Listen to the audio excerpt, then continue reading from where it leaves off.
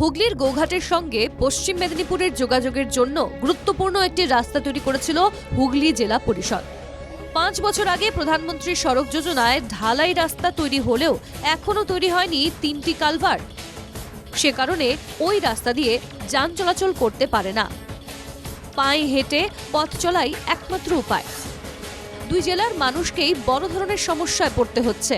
মোটি না, সে কাদা দেখলে তোমরা ঘুরে পালিয়ে আসবে।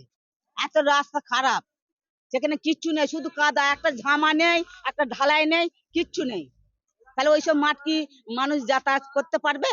না আছে পোল, না আছে রাস্তা, মানুষের যার সুবিধা সুযোগ নাই। শুধু আমার গ্রাম কেন, আমার ছাওড়া অঞ্চল কেন, আপনার ধরুন নুকুন্ডা, কোটা, মাউরুল, তারপর হাজিপুর, রামজনপুর, তারপরে বালি, সব লোক আমাদের এই রাস্তা দিয়ে যাতায়াত করে। ঢালাই রাস্তা তৈরি নিয়েও উঠেছে দুর্নীতির অভিযোগ। অত্যন্ত নিম্নমানের সামগ্রী দিয়ে তৈরি হয়েছে। গুরুত্বপূর্ণ এই রাস্তার হাল যে খারাপ সে কথা স্বীকার করে নিয়েছেন স্থানীয় পঞ্চায়েত প্রধান।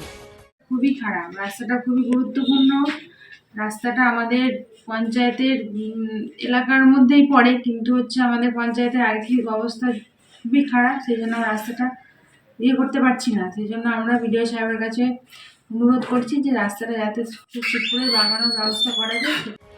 রাস্তা তৈরির ক্ষেত্রেও শাসক দল তৃণমূল কাটমানি খেয়েছে বলে অভিযোগ বিজেপির। হাওড়ার মৌজার সিংপাড়ার দিকটা দেখবেন ধান হয় না। কেন হয় না? না, রাস্তাটার জন্য জলটা জমে থাকে, বর্ষাকালে রাস্তার জলটা পাস হতে পারে না। সেই জন্য এটা টেকনিক্যালি অনেক ভুল আছে। তার অনেক ব্রিজ করার দরকার ছিল, ব্রিজ করেনি। কালভার্ট বসাবার দরকার ছিল, কালভার্ট বসায়নি। কেবলমাত্র টাকাটা নিজেরা আত্মসাৎ করার জন্য, এই শাসক দল তোলাবাজি করার জন্য কন্ট্রাক্টরকে দিয়ে বেআইনি ভাবে টেকনিক্যালি ভুলের জন্য আজকে রাস্তাটা তারা করেছে। রাস্তা হয়েছে, ফুট ব্রিজ হয়নি, এটা সঠিক পরিকল্পনা নয়। হয়তো কোথাও খামতি ছিল, সেটা ইঞ্জিনিয়ারগতভাবে হতে পারে বা পরিকল্পনা মাফিক গতভাবে হতে পারে। বিষয়টা কোথাও একটা খামতি ছিল, যার ফলে রাস্তাটা হয়েছে কিন্তু ব্রিজটা হয়নি। বর্তমানে আমরা ব্রিজটার একটা পরিকল্পনা নিয়েছি। 5 বছরেও কেন রাস্তার কাজ শেষ করা গেল না তা নিয়েই প্রশ্ন তুলেছে সাধারণ মানুষ। হুগলির আরামবাগ থেকে তুহিন পাত্রের রিপোর্ট, NKTV বাংলা।